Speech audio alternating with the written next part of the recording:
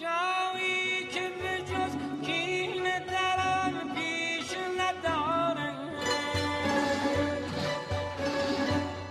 جز در پی آزار هم اندیش نداره. از بس که در آینه به جز خویش ندیدیم، از بس که به